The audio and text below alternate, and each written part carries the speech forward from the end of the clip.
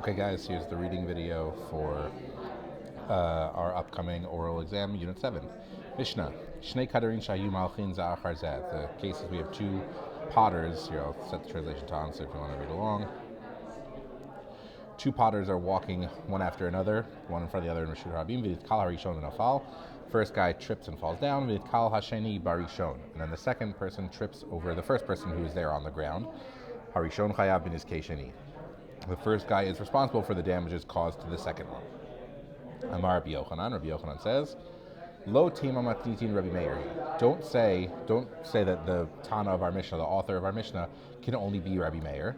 Da Amar nitkal posheahu v'chayav. Who Rabbi Meir thinks that if you trip, that is considered negligent and therefore you're liable. So the Mishnah, it could work from Rabbi Meir, but don't say it only works for Rabbi Meir. Ela afilu l'Rabbanan. But even for the other rabbis, da Amri anusu upatur, meaning the other rabbis who believe that someone who trips is considered it's out of their control, and generally they're exempt from that.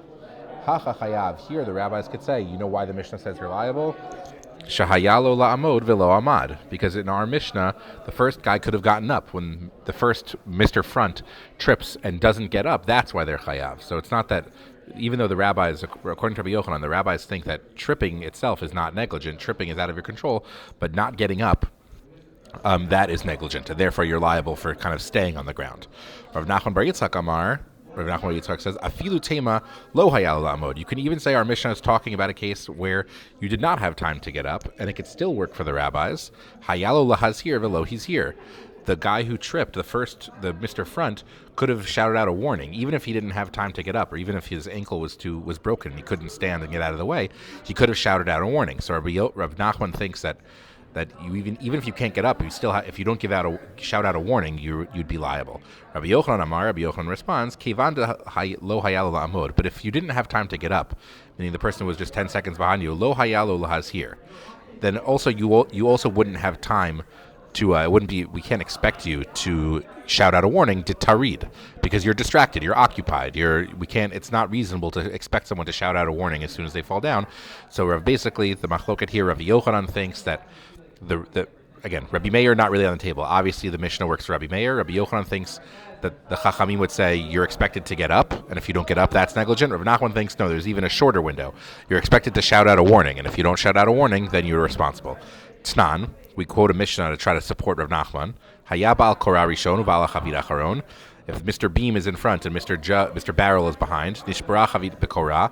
If the barrel bumps into the beam and breaks, meaning if the Mr. Barrel walks into Mr. Beam from the back, patur, you're exempt because you walked into me from behind. That's your fault.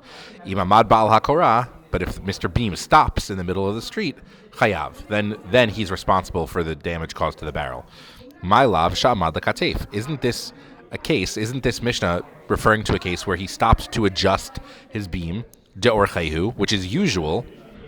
So isn't Mr. Beam doing something normal? The katani chayav, but he's still responsible for it. Hava leila hazir.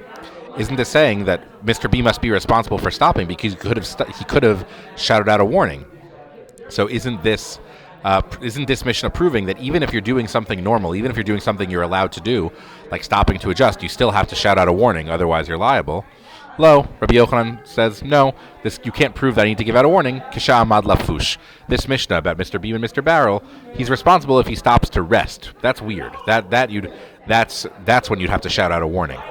But if you're doing something normal, we don't expect like stopping to adjust your load or tripping, which is not your fault. You can't prove that a person would need to shout out a warning. Okay, and that's the end of section 1. Okay, we're fast forward to Daf Lamed Bet Amud Aleph. We go here to the Mishnah. Sorry, Shnayim Shayu. Case number 1. Two people are walking on the sidewalk and in public.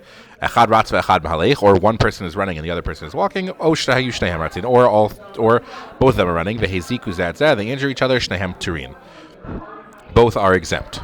So 3 different cases: 2 walkers, 2 runners, and case number 2 is 1 walker, 1 runner. Matznitin keloki Isi ben Yehuda. The Gemara says our Mishnah is clearly not following the approach of Isi ben Yehuda. Titania, it's taught in a Braita. Isi ben Yehuda Omer, Ratz chayav. In case number 2, where there's one walker, one runner, the runner is responsible because he's doing something unusual. He's doing something you're not supposed to do in public.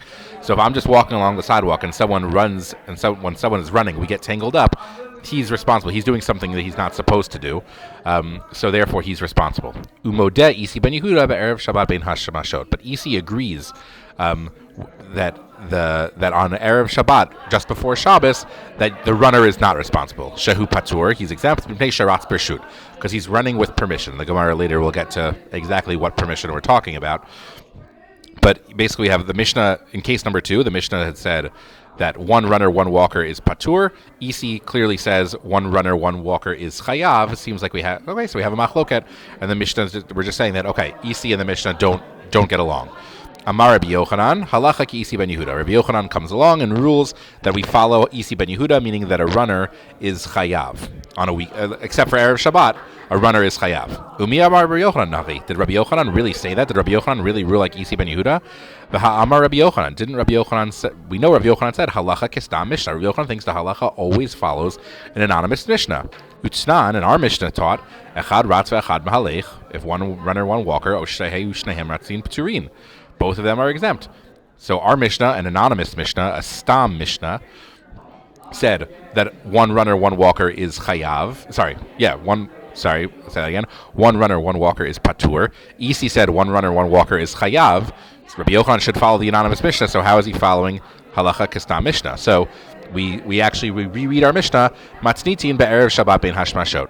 So actually, when our Mishnah said one runner, one walker is patur, that only means on Erev Shabbat. But the general rule would be chayav. So we're kind of, our Mishnah is only talking about one specific case of Erev Shabbat, not every situation like we had originally thought. Mimai, where are you getting that from? From where? Like, you're just rereading the Mishnah because you feel like it? Like, why? How can you just reinterpret the Mishnah? Midikatani, o shahayushnehem ratzin, pturin. So, case number 3, 2 runners. The fact that the Mishnah teaches this case of 2 people running is patur. Hatu lamali. Why do I need this statement? Why do I need you to tell me that in a case of 2 runners you're patur? Hashta echad ratz ve'echad mahalech patur. Now that I know from case number 2 that one runner, one walker is patur, even though one is like the runner is seemingly more responsible.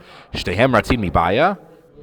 Is it necessary? Do you need to tell me both of them are if both of them are running are patur? Meaning, like, this is once you tell me one runner, one walker is patur, obviously 2 runners is patur. Why would you need to include that?